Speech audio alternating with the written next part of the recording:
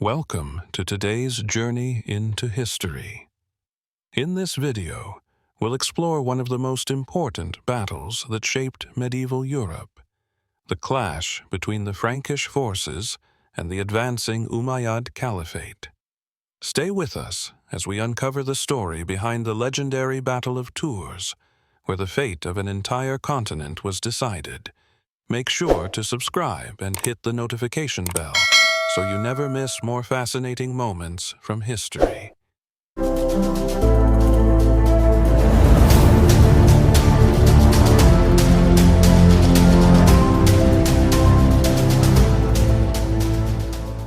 It was the late summer of the year 732, deep in the era of Islamic conquests. A vast Arab army crossed the formidable Pyrenees Mountains, pushing into the lands of the Frankish kingdom. Their campaign was brutal, burning and pillaging everything in their path, and the whole of Christian Europe stood under the shadow of this advancing force. But between the cities of Poitiers and Tours, the invaders were met by a force led by the battle-hardened commander, Duke Charles. Aware that he stood as the last line of defense, Charles prepared to face the Arab army, knowing that the future of his kingdom, and perhaps all of Europe, depended on this battle. The story began decades earlier, at the start of the 8th century, when the Umayyad Caliphate extended its power across Asia Minor and North Africa, fulfilling the ambitions of expanding both territory and faith. Their natural path forward was into Europe, and while the east was blocked by the Byzantine Empire, the western entrance lay open, through the Strait of Gibraltar. In the year 711, Umayyad forces crossed the strait and soon faced the Visigothic kingdom. A year later, at the Battle of Guadalete, they defeated King Roderick, dealing a crushing blow to the once powerful Visigoths. The death of Roderick accelerated the collapse of the kingdom, and within just 7 years, most of the Iberian Peninsula had fallen under Muslim rule. However, the real challenge for the Umayyads lay beyond the peaks of the Pyrenees. To the north stood the Frankish kingdom, not yet at its height, but already strong enough to resist the waves of conquest. Underestimating their strength, Muslim forces pressed forward, overrunning Septimania by 719. In 721, Duke Odo of Aquitaine managed to momentarily halt the Muslim advance by ambushing their forces near Toulouse, but the threat was far from over. Arab forces continued their campaigns, reaching deep into Aquitaine and even Burgundy. By 732, a new governor of Al-Andalus, Abdul Rahman al-Ghafiqi, organized a large and ambitious invasion force aimed once again at Gaul. His first target was Bordeaux, which was swiftly sacked. Duke Odo, now outmatched, attempted to defend his lands but was decisively defeated at the Battle of the Garonne River.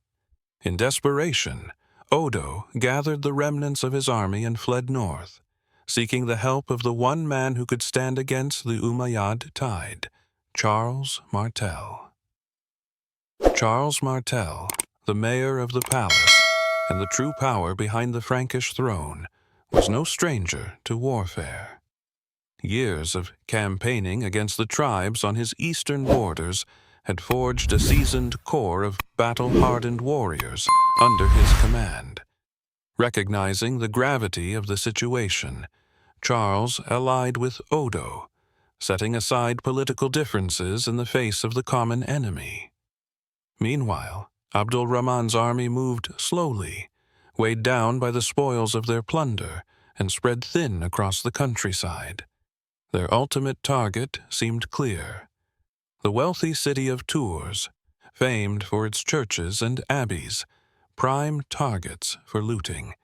But before they could reach the city, the Arabs encountered Charles Martel's army, firmly positioned in their path. Charles had carefully selected the battlefield, positioning his forces in a slightly elevated, forested area between the Vienne and Clain rivers. This clever placement masked the true size of his army and reduced the effectiveness of the Arab cavalry. For 7 days, the two armies skirmished, with neither side committing to a full-scale engagement.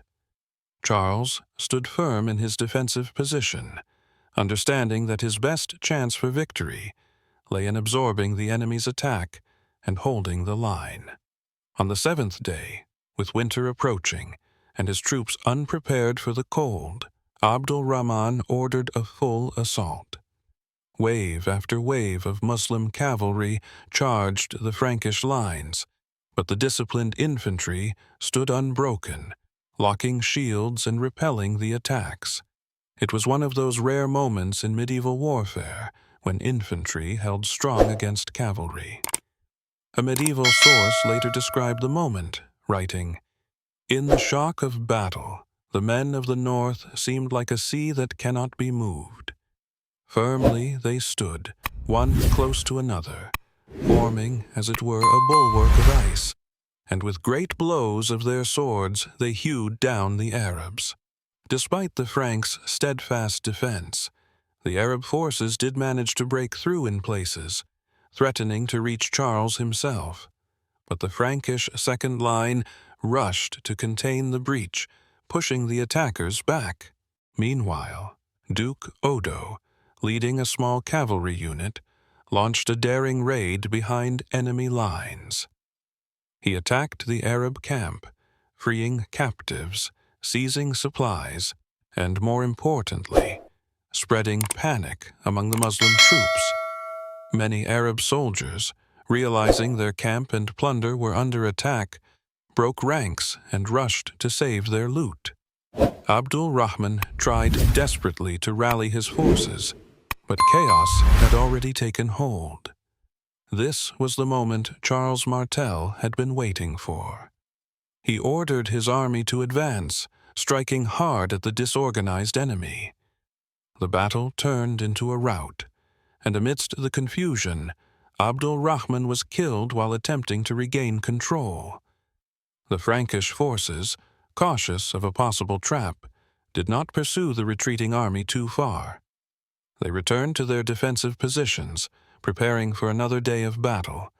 But the next morning, the Arab camp stood empty. The enemy had withdrawn, and the Battle of Tours was over. Historians continue to debate the scale of this victory, whether it was the decisive moment that stopped the Muslim advance into Europe, or simply a successful defense against yet another raiding army. But in the eyes of Christian Europe, Charles Martel had earned his place in history. Nicknamed the Hammer, his victory became legendary, marking a turning point that would later help lay the foundation for the Carolingian Empire. Enjoying the journey through history? Subscribe now and join us for more epic tales from the past. Every story, every battle, every twist in history